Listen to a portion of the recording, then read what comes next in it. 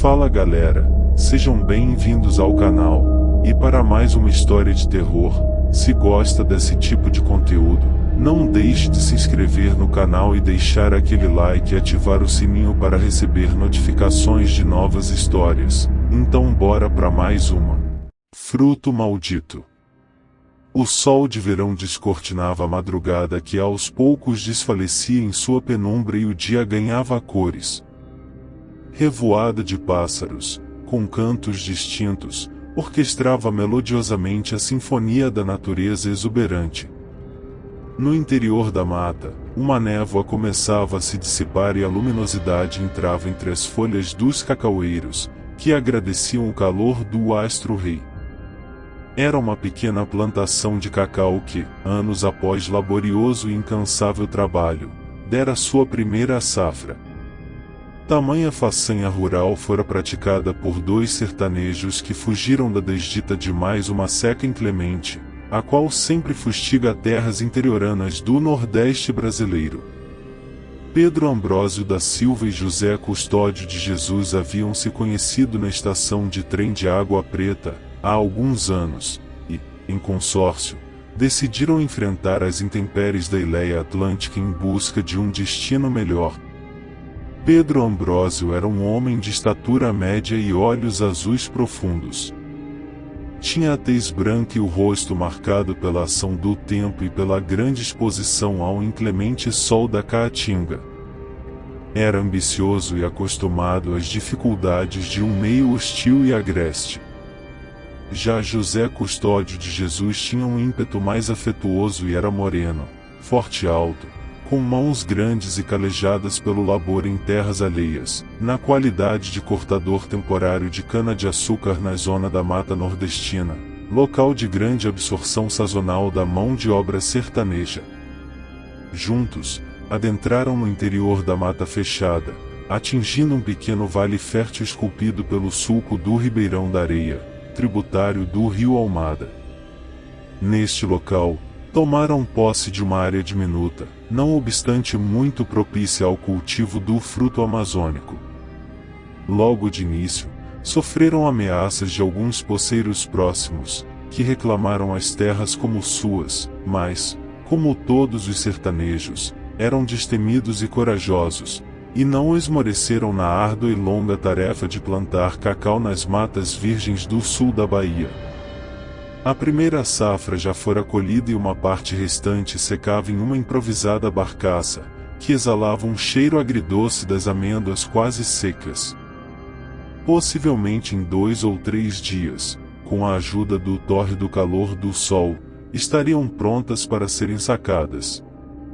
Pela quantidade de caixas colhidas, dariam aproximadamente umas 500 arrobas que, vendidas ao preço que vigorava nas casas exportadoras, somariam para eles quase que uma fortuna, tendo em vista o passado miserável que viveram no sertão nordestino.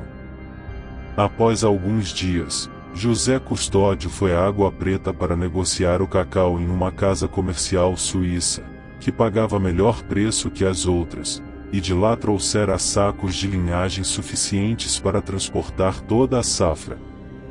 Acertara também com um tropeiro, que conduziria as mulas, para levarem o cacau até o armazém ferroviário da casa compradora no distrito de Rio do Braço. Retornando à roça, comentava com seu sócio toda a viagem em mínimos detalhes.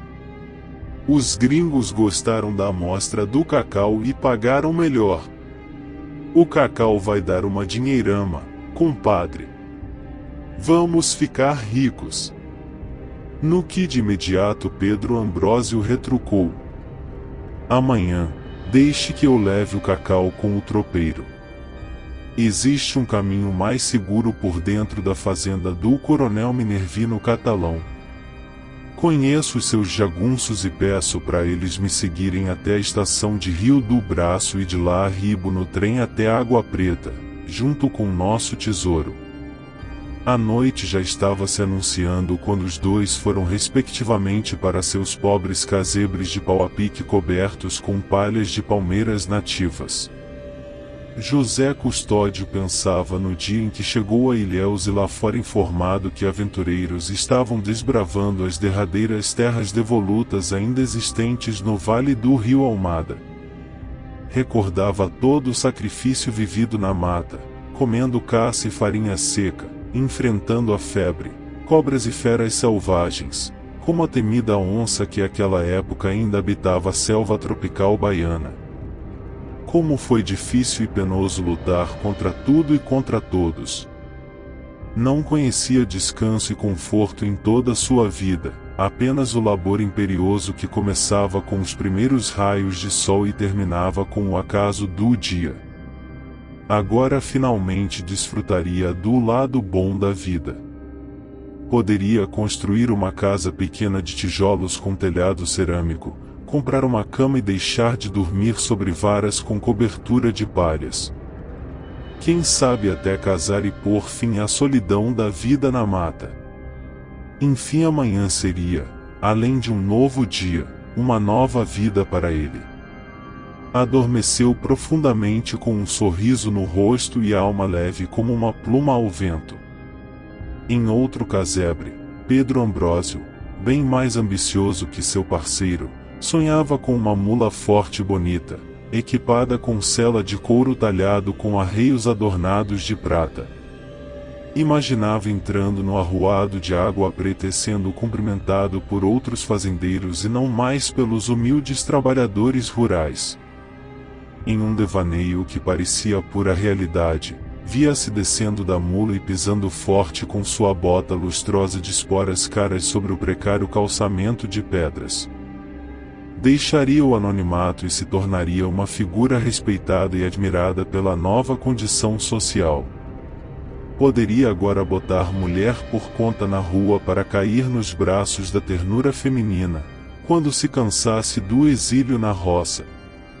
Compraria em Ilhéus um terno de linho branco e um chapéu como os que eram usados pelos os coronéis ricos da cidade. Aumentaria a área plantada de cacau, ganharia mais dinheiro, e no futuro, quem sabe, seria um próprio coronel poderoso e respeitado. Imaginou tantas coisas e de repente se deu conta que metade da safra era de seu incansável parceiro. E agora como enxugar o orçamento dos seus sonhos? O que faria se já sonhara com tudo e tudo já lhe pertencia? Como é maravilhoso sonhar acordado e se livrar, mesmo que temporariamente, das angústias e das aflições da existência humana. Diversamente, como é terrível acordar de um devaneio e enfrentar realmente a vida como esta se oferece cotidianamente ao homem. Era como se seus sonhos não coubessem mais na sua parte do quinhão. E se não houvesse ninguém para dividir suas aspirações e quimeras? Aí, sim, seus planos poderiam se concretizar definitivamente. O seu olhar se tornará, de repente, terrivelmente estranho, traduzindo um pensamento que, de tão ignóbil e sórdido, se refletia no espelho da alma. Não havia outro jeito para escapar da divisão da safra, a não ser se livrando do seu sócio. Neste momento, a ganância falou mais alto que qualquer outro sentimento humano, e como a cupidez é fria como gelo e realizada com obstinação quase cega, começou a traçar o abjeto caminho para a aplicação da execrável sentença de morte imposta por ele ao seu companheiro. Tal sentença foi resultado do rápido julgamento diabólico que sua mente, já tomada de ódio pelo antigo amigo, adimplia. A condenação já fora dada, faltando apenas os detalhes técnicos para a consecução da pena. José Custódio tinha marcado com o tropeiro para descarregar o cacau no Rio do Braço, que em seguida seria definitivamente entregue em Água Preta pelo trem de ferro. O veículo a vapor chegava ao entroncamento férreo perto do meio-dia. Então Pedro Ambrósio teria tempo de realizar o crime bem cedo e daí seguir no vagão de carga para receber o pagamento que mudaria seu destino para sempre. Durante a madrugada toda, não conseguirá dormir, ansioso de executar seu ambicioso e cruel plano de morte. Sua ansiedade era semelhante à de uma serpente que espera o momento certo de cair sobre sua presa indefesa. Ao amanhecer, Pedro Ambrósio já estava fincado na frente da tosca morada de seu sócio.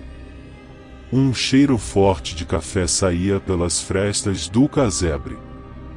Anunciou sua presença e, após sorver um gole do líquido negro e fervente, foi logo articulando seu plano demoníaco. Comunicou ao ex-amigo que vira uma toca de tatu no pé de uma barriguda e que, com sua ajuda imprescindível, poderia pegar o bicho antes mesmo que chegasse o tropeiro para transportar a carga preciosa. José Custódio ainda relutou, argumentando que poderiam fazer a tal tarefa depois. No entanto, com um ardiloso argumento, seu algoz conseguiu convencê-lo. Então foram os dois a caminhar pela mata adentro e, quando avistaram a frondosa árvore, se dirigiram ao local. Parando em frente à barriguda, José Custódio estranhou a ausência de qualquer vestígio que lembrasse uma toca de animal. Enquanto isto, seu sócio vinha logo atrás com uma enxada em mãos, ferramenta necessária para cavar e desentocar a caça. Virando-se para falar com seu executor, viu-o já com o instrumento brandindo no ar. Ainda teve tempo de fixar-lhe os olhos e observar sua expressão sobre-humana. Um baque abafado traduziu o impacto da lâmina da enxada desferido pelo golpe mortal que lhe atingiu a fronte. Uma cascata rubra desceu-lhe pela face antes que o corpo caísse ao solo. Seus olhos abertos já não tinham mais o brilho da vida e se assemelhavam, agora, aos olhos opacos de um peixe exposto em um tabuleiro em meio à feira. Se, antes de morrer, a vítima desse a volta na árvore, viria sua cova cavada de véspera pelo executor de sua pena de morte. Após sepultar seu estorvo, Pedro Ambrósio ouviu um chamado que ecoou pela selva. Era o esperado tropeiro que chegava para transportar a carga de amêndoas preciosas como ouro. Tudo saiu como planejado e, voltando da casa exportadora com a pequena fortuna dentro de um alforje de caça, se dirigiu a um prostíbulo, onde, após bebedeira homérica, comprou uma mula digna de verdadeiro coronel do cacau, equipada com os sonhados arreios enfeitados de prata. Já era quase noite quando, retornando inteiramente trôpego no lombo da mula, ouviu uma voz conhecida ecoando dentro da mata. Parecia ser a voz de José Custódio. Mas isto era impossível. Como um morto poderia falar? Decidiu seguir, ignorando a voz que ressoava pelas árvores e caminhos. No entanto, observou que não era uma voz normal que entrava em seus ouvidos, mas que fazia um caminho inverso, ou seja, saía de seus ouvidos, vinda do interior de sua cabeça atordoada. Sua consciência agora ardia em agonia e o fazia se lembrar do ato covarde e abominável que praticara. Um sentimento de remorso insuportável invadiu sua alma por completo. Como poderia fazer uma verdadeira iniquidade com uma pessoa que em vida só o ajudara? Lembrou-se dos dias ao lado do parceiro, derrubando árvores centenárias, e fazendo aceiros para realizar queimadas no interior da mata. Viu seu sorriso sempre que era solicitado a realizar em conjunto alguma tarefa rural, recordou-se do seu comportamento fraternal, agora tudo vinha à tona em sua mente, e um turbilhão de imagens desconexas criou um peso insuportável sobre seus ombros arqueados. Sua mente ficou totalmente atônita e à mercê de sua culpa sem fim. Não suportando mais o arrependimento incomensurável que o dominava, avistou a árvore e a cova rasa onde sepultara seu companheiro. Neste momento, começou a cair da barriguda uma espécie de lã semelhante a algodão silvestre que despenca quando frutifica. Uma camada de grossos fios brancos cobria-lhe a face. Parece que até a árvore desaprovava sua conduta. Não poderia mais viver com uma recordação execrável, que lhe aviltava espessamente a alma, e torturava amarguradamente sua mente desequilibrada. Sua respiração acelerou. Seus pensamentos o dominavam e todos confluíam para a realização do último ato. Ainda montado, tirou mecanicamente o cabresto da mula e o passou por um galho forte. Após enlaçar o pescoço com o rico material de couro adornado em reluzente metal, explorou o animal que, de súbito, partiu, deixando o corpo sem vida balançando como um pêndulo sobre a sepultura de sua vítima. Na mata, tudo continuava como antes, e um fruto de cacau, esquecido na colheita, pendia de um cacaueiro, observando a grotesca cena. Fim. Se gostou, deixa o like e não esqueça de se inscrever no canal.